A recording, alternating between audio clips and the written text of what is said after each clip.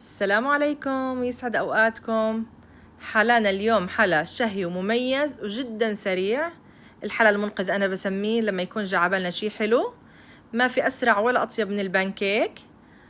بنحضره بدقايق والنتيجة بتكون أكتر من رائعة. رح نحضره بطريقة فيه تنافسوا أفخم مخابز ومطاعم الحلويات، ما رح ياخد منكم وقت. حنحكي سوا عن كل الأسرار ليطلع معكم ناجح ومميز، وخلونا نحضر الوصفة سوا. أول شي عندي بدي أحضر البتر ميلك. عندي لازم يكون حليب دافي كوبين، بحطهم بضيف عليهم معلقة كبيرة من الخل وبتركهم تقريبا 5 دقايق ليتخثر عندي الحليب.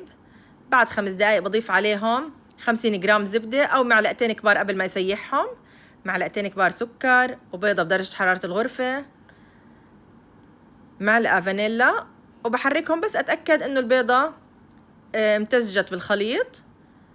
عندي معلقتين صغار بيكنج باودر بحطهم على كوبين من الطحين، وبرضه بنخلهم على مرحلتين. بنخل نص الكمية وبخفقهم عشان ما يغلبني الطحين، وأتأكد إنه ما يكون في تكتلات. هلا بعد ما خفقته بضيف النص الثاني من الطحين ورشة ملح، وهيك عندي الخليط بيكون جاهز. ولا أسهل، ولا بدنا خلاط ولا محضر الطعام ولا خفاقة. شايفين كيف القوام؟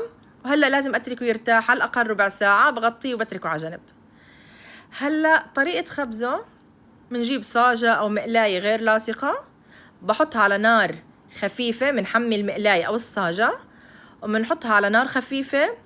وما تخافوا، ممكن أول حبة بانكيك ما تضبطوا درجة حرارة الصاجة، أول واحدة تكون اختبار، بعدين بتبلشوا تصبوها. أنا عملتها ميني بانكيك ووحدت المعلقة اللي صبيت فيها عشان يطلع عندي تقريبا نفس القياس. بحطه بتاخد ثواني من أول جهة، مجرد ما يطلع عندي الفقاعات فوق وتبلش ينشف بقلبها على الجهة الثانية، برضو بتاخد عندي ثواني بتكون جاهزة. يعني صب الكمية هاي كلها عملت عندي كمية كتير كبيرة وما أخذت معي وقت أبدا. شايفين ما شاء الله ما أحلى لونها. طبعا خلال عملكم إله ممكن تحمي معكم المقلاي، بتطفوا بتخلوها ترتاح 5 دقايق وبترجعوا تشغلوها على نار واطية، لأنه إذا النار كانت عالية على طول بينحرق عندي البانكيك وما بيستوي. هيك خلصت ما شاء الله عندي كل المقدار، وهلأ بدي أبلش أزينه. عندي هون زبدة الفستق الحلبي،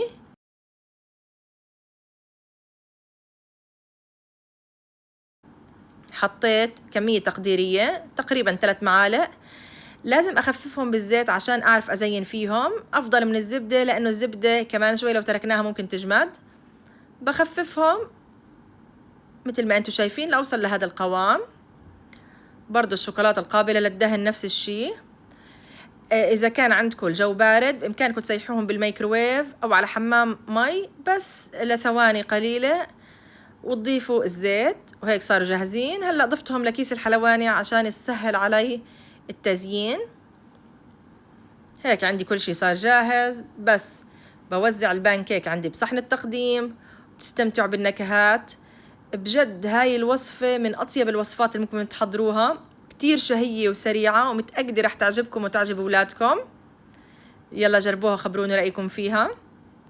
بإمكانكم تزينوها برضو باللوتس، بزبدة الفول السوداني، حسب انتو شو بتحبوا وشو متوفر عندكم. بتزينوها كمان بتضيفوا الفواكه اللي حابينها الموجودة عندكم، مناسب معها الموز، الفراولة، الكيوي، البلو بيري، أي توت متوفر عندكم بطلع نكهته ولا أشهى. ضفت رجعت على زينته بالفستق الحلبي، الفستق الحلبي مثل ما انتم شايفين، واللي زينته بالشوكولات زينته بشرائح من اللوز. هيك الطبق صار عندي جاهز. وحبيت كمان أقدم صحن بالطريقة التقليدية. رتبت حبات البانكيك وحطيت عليهم قطعة زبدة والعسل أو سيرب البانكيك إذا متوفر عندكم.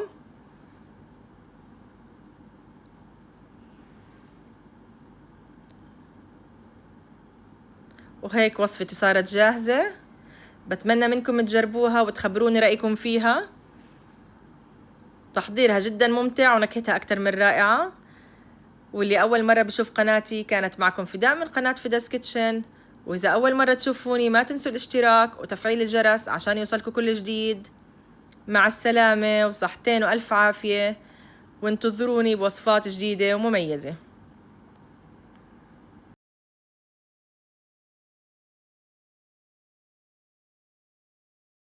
ما تنسوا لايك سبسكرايب.